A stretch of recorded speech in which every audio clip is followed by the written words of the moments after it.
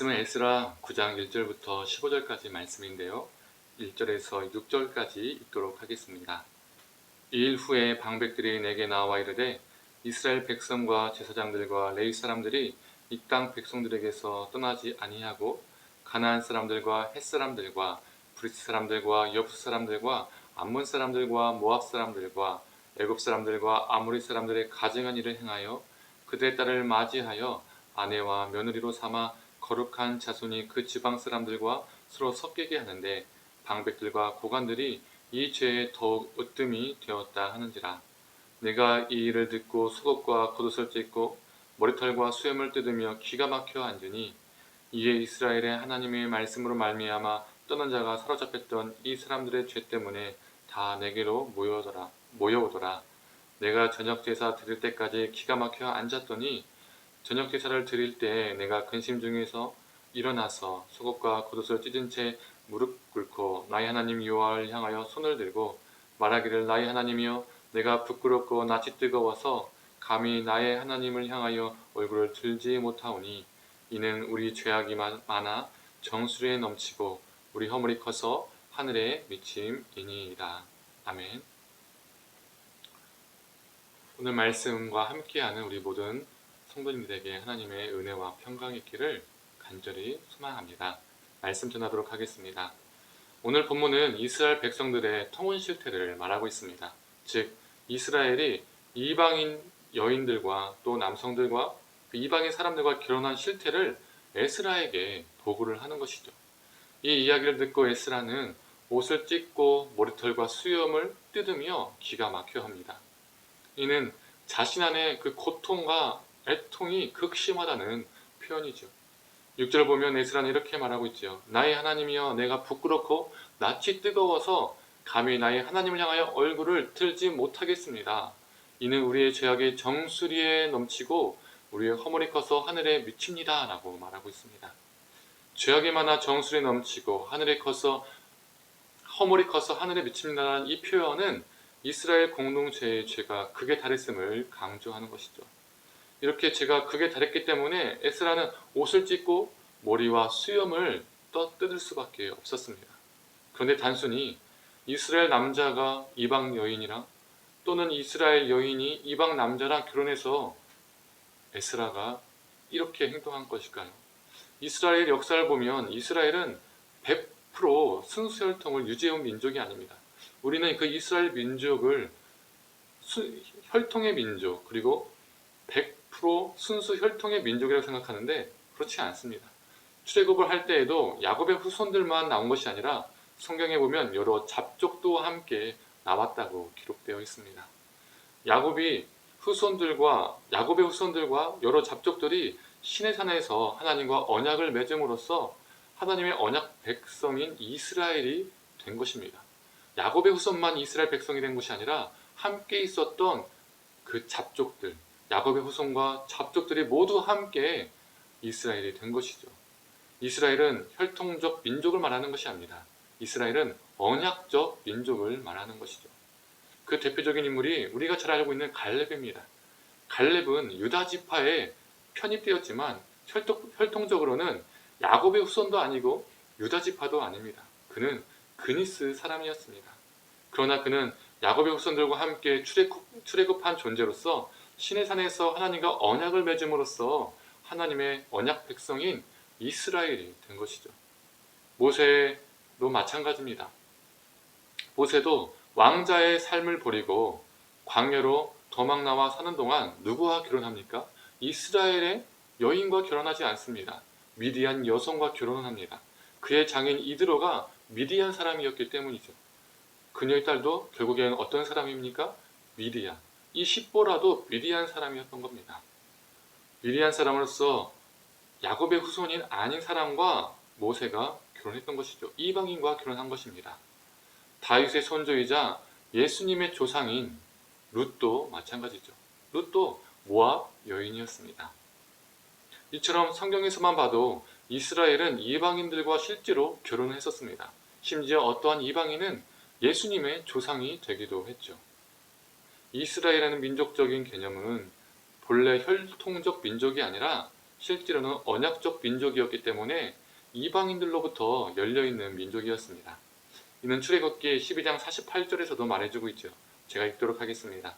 너희와 함께 거류하는 타국인이 여호와의 유월절을 지키고자 하거든 그 모든 남자는 할례를 받은 후에야 가까이 하여 지킬지니 곧 그는 본토인과 같이 될 것이나 할례를 받지 못한 자는 먹지 못할 것이니라. 쉽게 말하면 하나님을 믿고자 하는 이방인들은 할례를 받으면 어떻습니까? 본토인, 즉 이스라엘이 된다는 것입니다. 지금까지 살펴본 바람은 이방인들과 결혼 자체를 하는 것, 혈통적으로 섞이는 것 자체가 문제가 아니라는 것이죠. 그런데 왜 오늘 본문에서는 이방인들과 결혼하는 것이 문제가 되었을까요? 무엇이 문제일까요? 위에서 예로 들었던 갈렙, 룻 이런 사람들은 이방인이었지만 자신들의 삶의 주인을 누구로 받아들인 사람이었습니까? 하나님의 그 여호와 하나님을 자신의 주인으로 받아들였던 인물이었습니다. 그러나 오늘 본문에 나오는 이방인과의 결혼은 다르다는 것이죠. 그 앞에 갈렙과 룻의 다르다는 것입니다.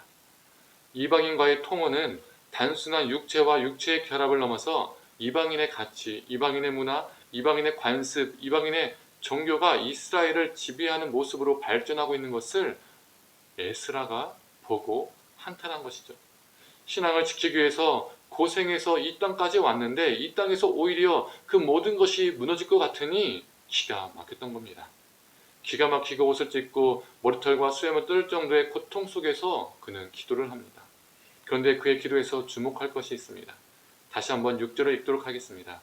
나의 하나님이여 내가 부끄럽고 낯이 뜨거워서 감히 나의 하나님을 향하여 얼굴을 들지 못하오니 이는 우리 죄악이 많아 정수리에 넘치고 우리 허물이 커서 하늘에 미침이니이다. 여기에서 이상한 점을 발견하지 못하셨나요? 에스라는 자신은 통혼을 하지도 않았는데도 저들이 아니라 자신까지 포함해서 우리라는 표현을 쓰고 있습니다. 저들의 죄악이 많아서 정수리에 넘치고 저들의 허물이 커서 하늘에 미칩니다라고 말하고 있지 않다는 겁니다. 나의 하나님이여 내가 부끄럽고 나의 하나님을 향하여 얼굴을 들지 못하겠습니다. 내가 나의라고 1인칭 단수형으로 표현하다가 그들 같은 3인칭 복수가 아닌 우리라는 1인칭 복수형으로 변환이 됩니다. 그들의 신앙을, 그들의 문제를 자신과 따로 보지 않고 자신과 하나로 묶습니다. 이것이 우리에게 필요한 것이 아닐까요?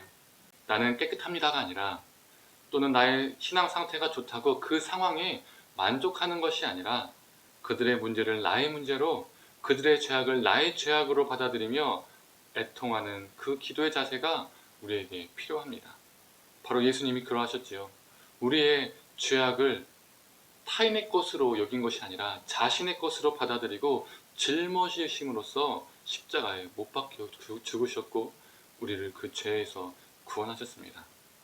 우리는 우리의 기도를 통해서 하나님께 무엇인가를 얻고자 하고만 있지는 않은가? 하나님께서 나를 위해서 무엇을 해주셨는가? 그리고 무엇을 해주셔야 하는가? 이것에만 관심을 갖고 있지는 않은가 돌아봐야 합니다. 오늘 하루 나는 나라는 존재를 우리로 묶음으로써 내가 기도해 줄 사람, 내가 기도해 줄 영역은 어디 있는가 돌아보며 때로는 애통으로, 때로는 애절함으로, 때로는 간절함으로 그 문제를, 그 타인의 아픔과 고통을 나의 문제처럼 여기며 기도해주는 오늘 하루가 되기를 간절히 소망합니다. 함께 기도하겠습니다.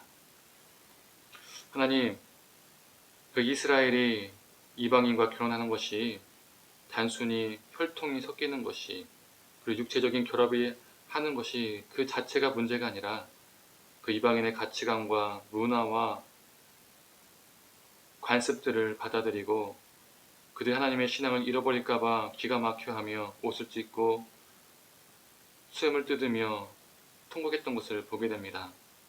하나님, 우리가 이 에스라의 기도를 통해서 우리 기도를 한번 돌아보게 하여 주시옵소서.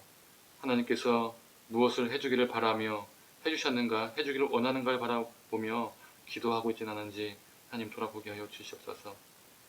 나의 상태가 괜찮다고 내 자신만을 위해서 기도하는 그 모습이 아니라 에스라처럼 하나님 그 타인의 아픔과 때로는 그 타인의 죄악이 나의 아픔이 되게 하시고 나의 죄악이 되게 하셔서 하나님 그들이 아니라 그들의 문제가 아니라 나의 문제, 우리의 문제가 되게 하셔서 함께 애통하며 애절하며 간절하게 기도할 수 있는 우리가 되게 하여 주시옵소서. 오늘 하루도 내가 나만의 문제, 나의 가정만의, 나의 자녀만의 기도 제목을 가지고 기도하는 자가 아니라 하나님, 오늘 하루도 타인의 상황과 아픔과 또 때로는 그들의 죄악을 살펴보며 하나님, 나를 우리로 묶어서 정말 애절하게 애통하며 기도할 수 있는 오늘 하루가 되게 하여 주시옵소서. 모든 걸 감사드리며 사랑이 많으신 예수님의 이름으로 기도드립니다.